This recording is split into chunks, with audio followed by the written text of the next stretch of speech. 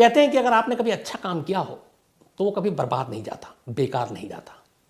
न सिर्फ लोग याद रखते हैं बल्कि हो सकता है आपके उन अच्छे कामों की वजह से, चाहे छोटे छोटे काम भी क्यों ना हो अच्छे, वो लोग याद रखते हैं और उसका कभी ना कभी सिला मिलता है।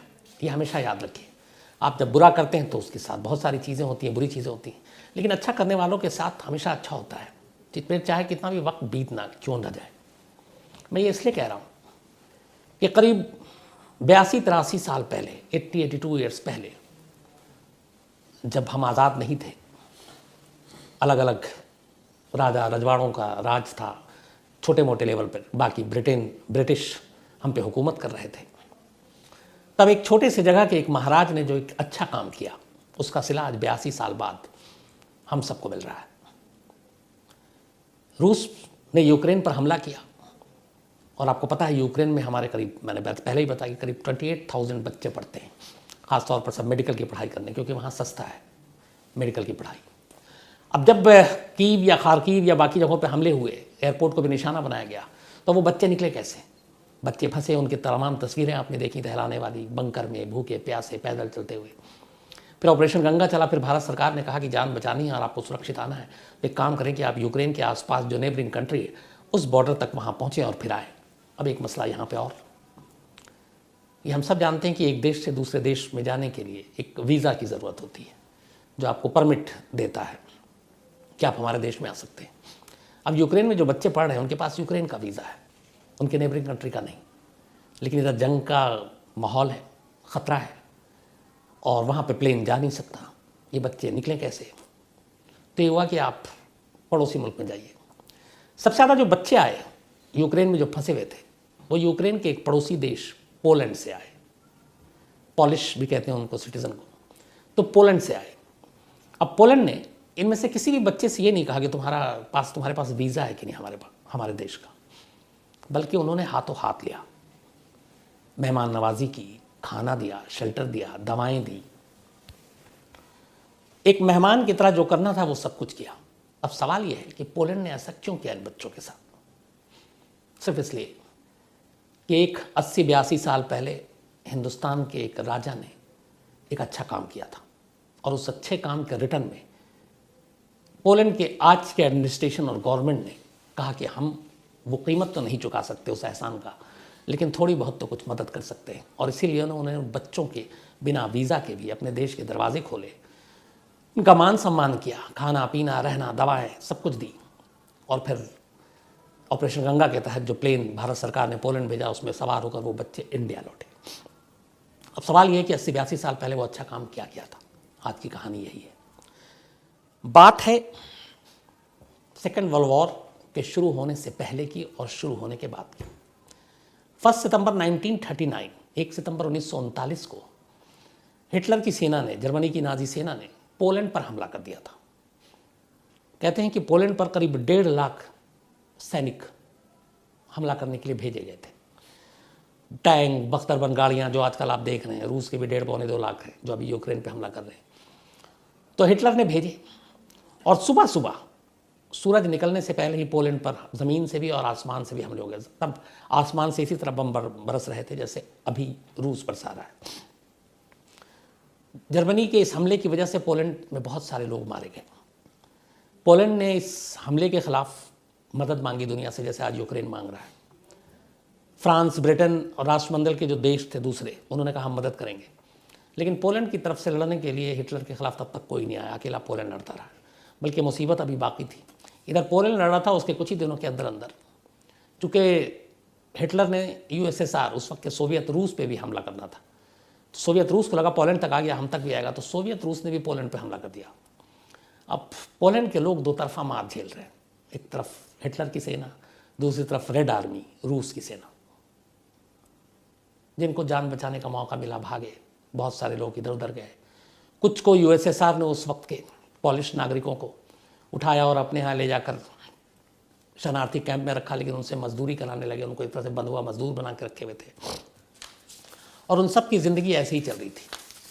इस दो तरफा हमले में पोलैंड के ज़्यादातर जो मर्द थे, पुरुष थे, मारे गए। वहाँ औरतों और बच्चों की तादाद ज़्यादा थी। एक देश का ऐसा हमला था कि जहाँ मेल ज़्यादातर लोग शिकार बने। अब औरतें और बच्चे बच्चे थे, क्योंकि पुरुष सब युद्ध में मारे जा चुके थे। अब उन औरतों और बच्चों ने भी अपनी सुरक्षा और अपनी हिफाजत को देखते हुए ये फैसला किया कि वो पोलैंड को छोड़ देंगे, क्योंकि उनकी इज्जत को भी वहाँ खतरा था, नाजियों से भी, इधर रेड आर्मी से भी। तो इसी बीच में ये चलता रहा। फिर बाद में इसी की वजह से आपको याद है जब हिटलर ने पोलैंड पे हमला किया तो सेकेंड वर्ल्ड वॉर की शुरुआत हुई। बाद में फिर ब्रिटेन, अमेरिका, इन सब ने लड़ाई लड़ी और इधर यूएसएसआर भी जर्मनी के खिलाफ था। खैर, इस हमले के बाद सेकेंड वर्ल्ड वॉर की शुरुआत हुई, लेकिन इधर पोलैंड के लोगों की हालत नहीं बदली।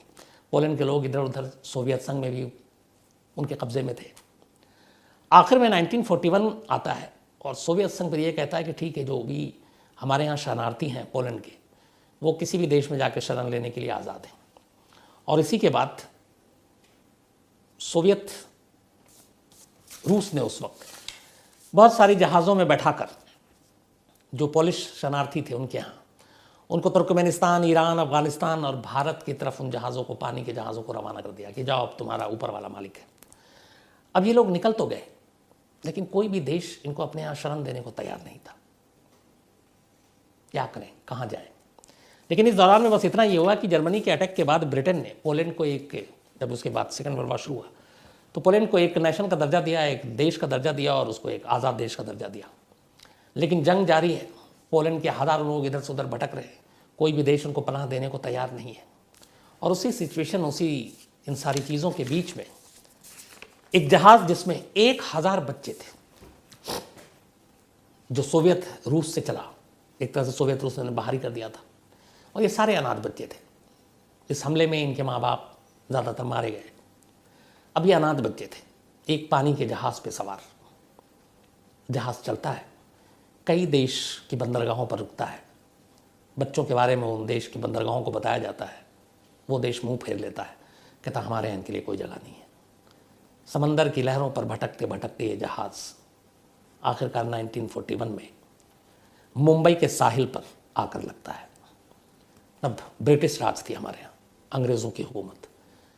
जब मुंबई के बंदरगाह पर यह जहाज़ रुकी और पता चला ब्रिटिश अफसरों को कि सारे इसमें पॉलिश बच्चे हैं, पोलैंड से, अनाथ हैं, शरणार्थी, शरण मांगने आए।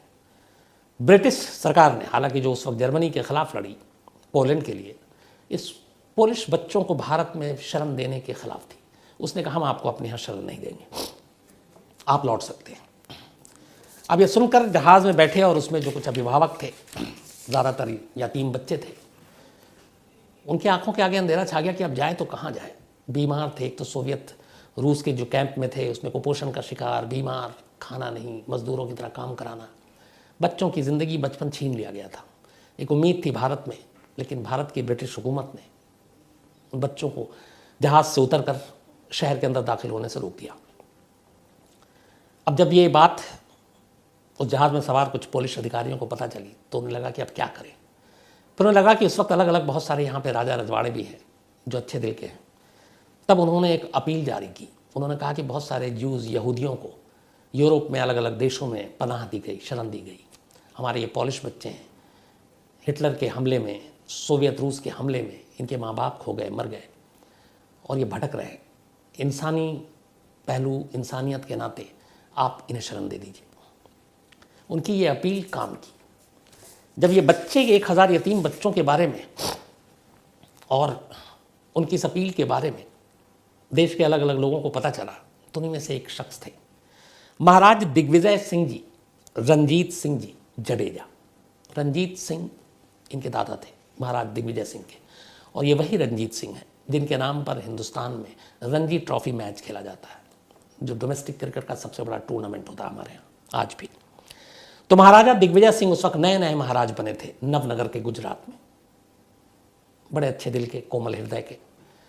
और इन्हें ये बात पता चली कि बॉम्बे की साहिल पर एक जहाज़ है जिसमें पोलैंड के 1000 बच्चे हैं। अंग्रेज़ों ने उन्हें शरण देने के लिए मना कर दिया है, उनकी हालत ठीक नहीं है। नए नए महाराज बने दिग्विजय सिंह ने अंग्रेज़ों से पंगा ले लिया। उन्होंने कहा कम से कम इतनी इंसानियत तो होनी चाहिए, इन जंग में सब कुछ इनका खो गया, अगर हम इन्हें शरण दे देते हैं, बाद में हालात ठीक हो जाएंगे, ये लौट जाएंगे तो क्या बुरा है।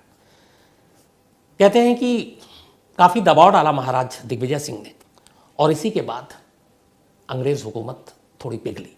उसने कहा ठीक है, आपको देना है तो दे दो, आप अपने रियासत में दे दो, हम नहीं देंगे। नवनगर गुजरात, वहाँ के ये महाराज थे दिग्विजय सिंह जी, जो शायद अब जामनगर से करीब 25 किलोमीटर दूर है एक जगह बालाचडी शहर, तो उसी के बीच में है ये। उस जहाज़ में जो 1000 बच्चे थे उनकी उम्र थी 2 से 17 साल के बीच में, एक भी बालिग नहीं था, 18 साल का कोई नहीं हुआ था। अंग्रेज़ों की तरफ से हरी झंडी मिली इस बालाचडी के पास। इसके बाद जहाज़ से उन बच्चों को उतारा गया और उन्हें जामनगर में, बल्कि गुजरात के नवनगर लाया गया। आने के बाद उनकी हालत देखी, खुद महाराज ने उन्हें रिसीव किया, उन बच्चों से मिले और उन्होंने कहा कि हमें मालूम है कि अब तुम्हारे माँ बाप नहीं हैं, अब मैं ही तुम्हारा बाप हूँ, मैं ही तुम्हारा पिता हूँ और यहाँ तुम्हें कोई तकलीफ़ नहीं होगी। इसके बाद उन्होंने अपना पूरा एक गेस्ट हाउस खोला, उन बच्चों को वहाँ रखा, उनकी दवा, उनकी हर चीज़, सेहत, हर चीज़ का ख्याल रखा और ख़ुद हर चीज़ को मॉनिटर करते कि इन्हें कोई तकलीफ़ तो नहीं है। एक दिन ऐसी बात करते करते पता चला कि वो जो सारे बच्चे थे उन्हें हिंदुस्तानी खाना खाने की आदत नहीं थी, क्योंकि यहाँ मसाले बड़े तेज़ होते हैं और बहुत सारे मसाले होते हैं, तो पॉलिश फूड अलग होता है, वो मसाले कम यूज़ करते हैं। जब उन्हें पता चला तो महाराज दिग्विजय सिंह परेशान हुए। उन्होंने कहा क्या करें। उन्होंने पोलैंड से 7 शेफ़ मंगाए, बावर्ची, जो पॉलिश खाना बना सकते थे, और बुलाकर कहा कि आप इन बच्चों के लिए हमारे खाना बनाओ। 7 शेफ़ आए नवनगर, उन्होंने बच्चों के लिए खाना बनाया। अब वक्त बीतता जा रहा था, बच्चे थे, पढ़ाई लिखाई भी ज़रूरी है। उन्होंने बच्चों के लिए वहीं स्कूल खोला। फिर उन्हें दिक्कत आई कि लैंग्वेज, यहाँ पे इंग्लिश, हिंदी, उनकी अलग अपनी ज़ुबान।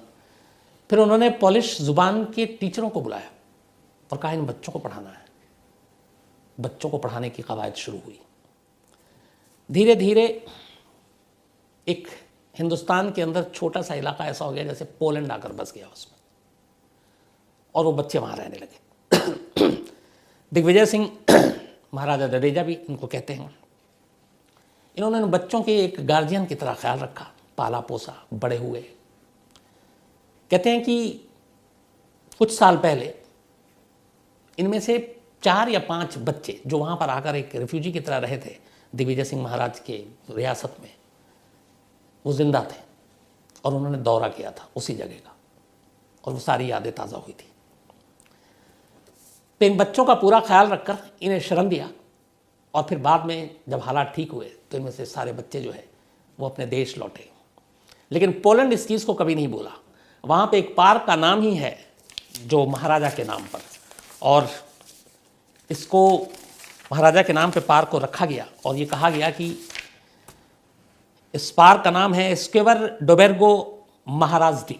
इसका जो मतलब होता है वो ये है कि good Maharaja, square of the good Maharaja. ये आज भी पोलैंड में एक पार्क का नाम है इन महाराजा की याद में।